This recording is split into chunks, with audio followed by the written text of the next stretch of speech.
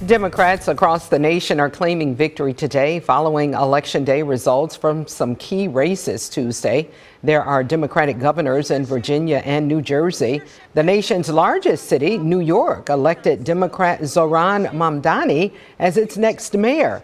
More than 2 million votes were cast in that race. And in Michigan's largest city of Detroit, they elected the first woman mayor in that city's history.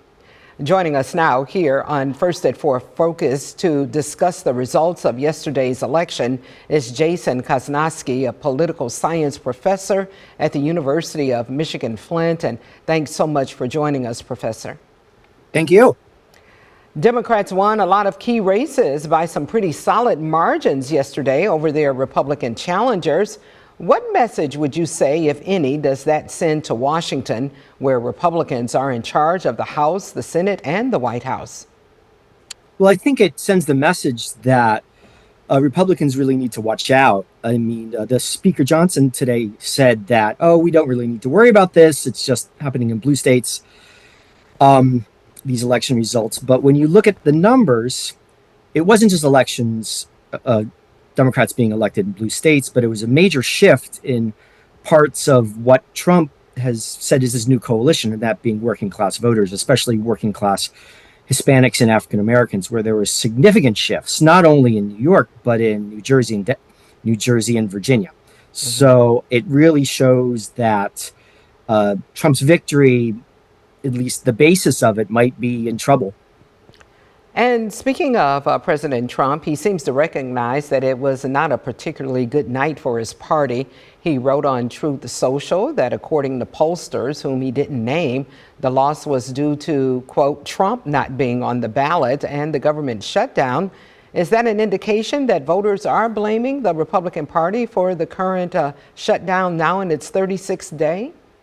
Well, I think the polling's pretty clear on that, specific issue, blaming the shutdown on the Republicans, but also the general numbers on whether voters trust Republicans on the economy has been going down. And it's interesting, we heard President Trump today talking about ending the filibuster so that the shutdown can be ended. But he also started saying we need to end the filibuster to pass restrictions on voting, ending mail-in voting.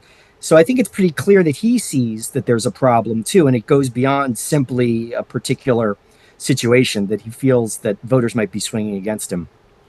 And does last night's Democratic, some are calling it a sweep, give Democrats more momentum to continue this shutdown until the health care tax credit extension can be negotiated?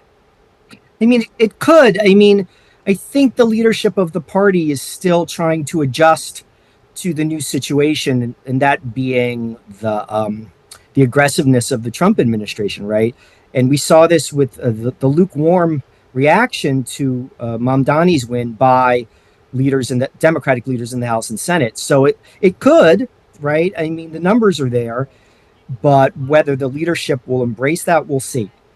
Yeah, and before I let you go, you talked about Mamdani. New York has elected, he's a very young new mayor. He calls himself a democratic socialist. Now, in layman's terms, where we all can understand, what exactly is a democratic socialist, and why did it resonate with so many New Yorkers? Well, I think it resonated because he talked so much about affordability and some very concrete programs. I mean, some of which are being called out of, out of the universe. It's not going to happen. But voters didn't think things like free buses, which is one of the things that Mamdani is talking about, or establishing municipal grocery stores, were that scary, that un-American. These are some of the names that are being thrown out. So I think that for at least Mamdani, democratic socialism is taking aggressive steps to use the government to make it easier for people to live.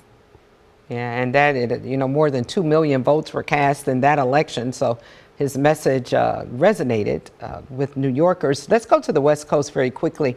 Prop 50, not a person on the ballot, but an idea, if you will. Exactly. It passed by a landslide. It allows the state to redraw the electoral map that will favor more Democratic seats. And it is fair to say that the ballot measure was in response to the state of Texas redrawing their map to help Republicans pick up more House seats next year. How do you think all of this is going to play out for both parties? Well, I mean, once again, it gets back to this question of the Democratic leadership and how they are going to react to the new Republican aggressiveness. Some Democratic leaders are saying we just kind of need to do the same thing we've always done. We need to focus on, policy and things like that. But some Democratic leaders, and Newsom is part of this, but also Mamdani and others, and we see this with a number of people are saying, Trump is changing the rules, right?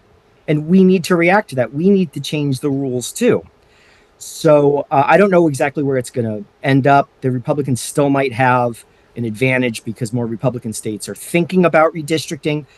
But I think this heralds sort of the Democratic Party changing its not only policies, but changing its attitude towards, how they might win. Yeah, I've heard some leaders simply say they're just fighting fire with fire. Exactly. Yeah. Yeah. Thanks so much for joining us today, Professor Kosnowski, political science professor from the University of Michigan Flint. Always great to have you on and to have you share your insights with us. Thanks so much. Thank you so much.